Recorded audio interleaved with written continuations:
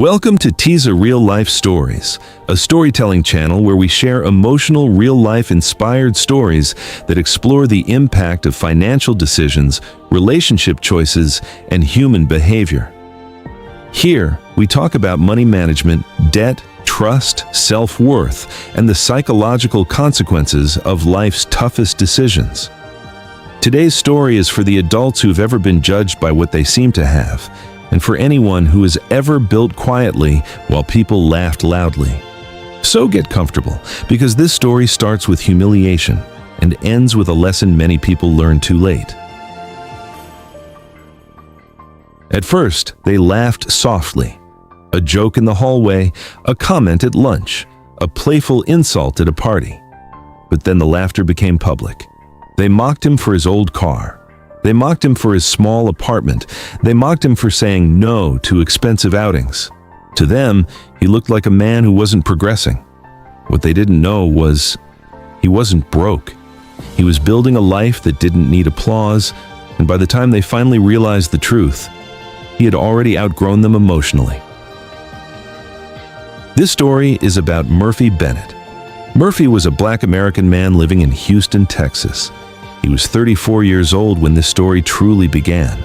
Not a celebrity, not an entrepreneur with a flashy brand, not someone with family money, just a regular man with a regular job. He worked as a logistics coordinator at a distribution company.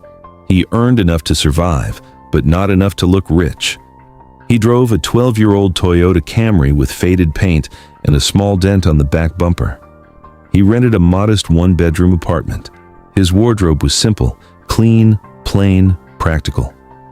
From the outside, Murphy looked like a man falling behind.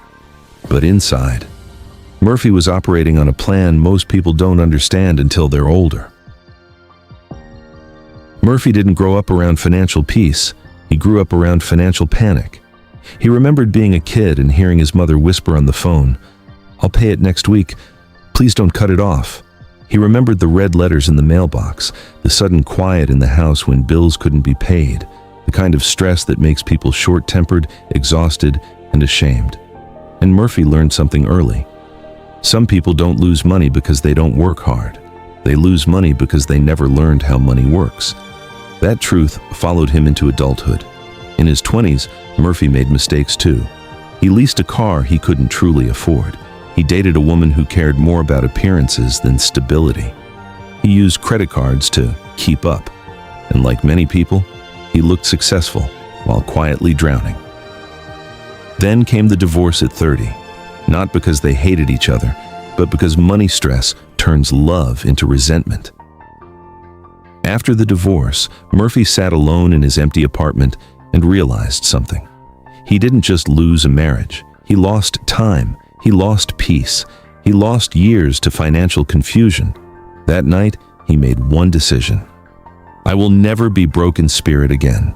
Not just broken dollars, broken confidence, broken stability, broken options. At 31, Murphy started doing something different. He stopped spending to impress. He stopped buying things just to look adult enough. He started paying down debt aggressively, and for the first time in his life, he began investing, not gambling, not hype, real investing. He learned about index funds, Roth IRA employer, match retirement plans, dividend reinvestment emergency funds, compound interest. He watched videos at night, read books on weekends, listened to finance podcasts while driving. He didn't preach it. He didn't announce it. He just did it. And that's when the comments started at work. A coworker saw him in the parking lot and said, "Bro, you still driving that?" Another one laughed and added, "Murphy's saving up for a bicycle next." At first, Murphy smiled politely, but inside, something tightened. Because adults don't just laugh, they label, and Murphy could feel the label forming around him. The broke one. The mocking didn't stay at work. It followed him into social life. At gatherings, people compared vacations. Miami last month, Vegas next weekend, Dubai in December. Murphy stayed quiet, not because he was jealous, but because he knew something they didn't. Many of those trips were paid for with debt. Then came the dinners, expensive restaurants, group bills split evenly. Murphy would order modestly, water, a simple entree. Someone would always say with a half smile, "You good, Murphy?" And another would add, "We got you if you're tight." It sounded like kindness, but Murphy could hear what it really was, a public reminder that they believed he was beneath them. And what made it worse wasn't the words. It was the way people looked at him afterward, like he was a man stuck in place. Murphy began to feel conflicted. He wasn't poor, but he also wasn't flashy. And in adult social spaces, flash often gets mistaken for success. Some nights, Murphy sat on his couch staring at his phone. He'd scroll and see people posting new cars, designer belts, watches, weekend brunch, and a part of him whispered, "Maybe you're doing life wrong." That's what social pressure does. It makes discipline feel like failure. It makes patience feel like embarrassment. It makes long-term planning feel like you're missing out. But Murphy had lived the other side. He had lived the side where you look good but feel unstable, and he promised himself he would never live that lie again. So he kept investing, every month, like a man laying bricks in the dark. Here's what most people don't understand. When someone mocks your restraint, it's often because your restraint exposes their lack of control. Murphy wasn't trying to shame anyone, but his discipline made other people uncomfortable. Because when you see someone living below their means, you start asking yourself questions. And some people don't want questions, they want distractions. So they mock the disciplined person to avoid facing themselves. Mockery is often self-defense, and Murphy became the target because he didn't play the same game. Over the next few years, the people who laughed the loudest started quietly unraveling. One coworker got his truck repossessed. At first, he joked about it. "Man, the bank trippin'." But soon he stopped laughing. Another colleague started picking up overtime constantly, not for goals, for survival. A woman in their social group went through a messy separation. Her husband had hidden credit card debt. Arguments turned into screaming, then silence, then court. And Murphy watched it all with the same thought. People don't realize money problems aren't just financial. They are emotional, they are relational, they are psychological. Debt doesn't just drain your account, it drains your patience, your sleep, your kindness, your ability to love calmly. Murphy didn't feel superior. He felt sober, because he knew that could have been him. The breaking point came at a reunion party. A friend of a friend, someone Murphy barely knew, looked him up and down and said loudly, "Murphy's still living like he in college." And people laughed, not just one or two, a whole circle. And Murphy felt something rare for him. Heat, embarrassment mixed with anger. He forced a smile, but inside he was thinking, "You don't know me. You don't know what I'm building. You don't know what I've sacrificed." He went home early that night. He didn't argue. He didn't defend himself. He just went home, sat at his kitchen table, opened his laptop, and logged into his accounts. His investment portfolio, built from years of discipline, read $487,000. And Murphy stared at that number like it was proof of sanity.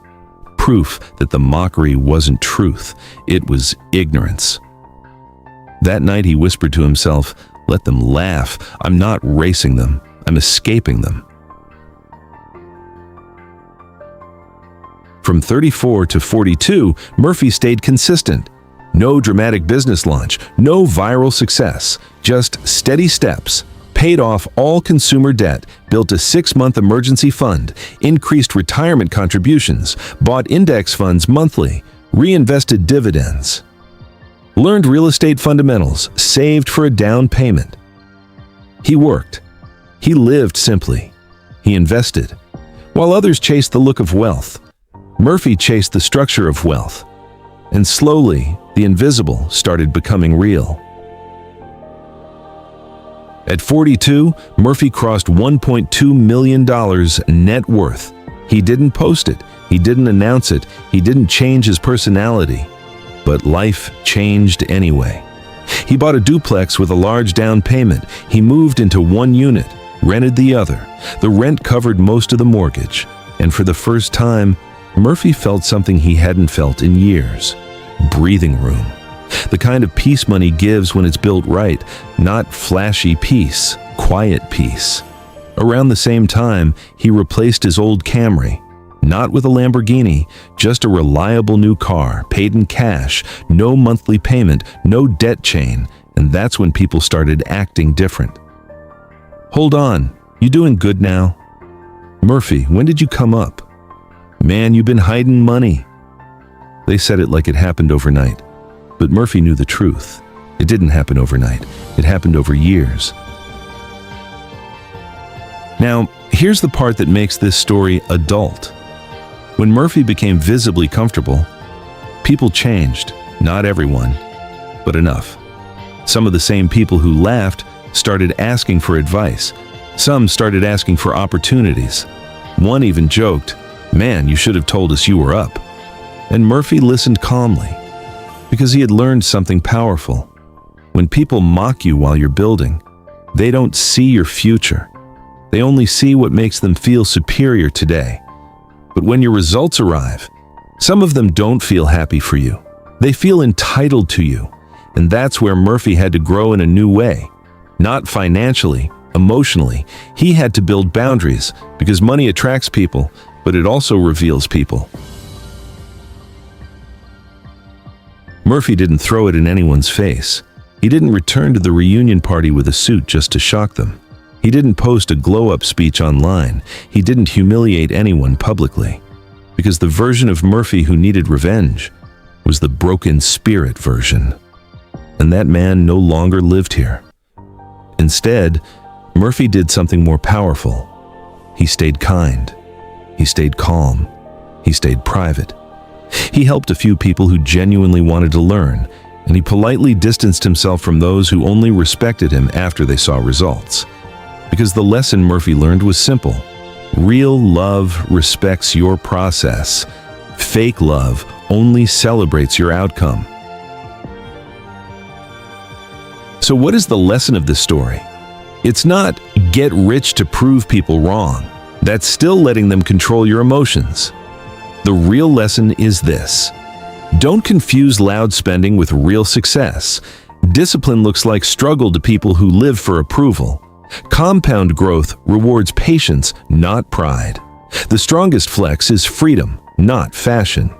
Build boundaries as your finances improve, because attention will change. And most importantly, stop living life like an audition. Start living like an architect.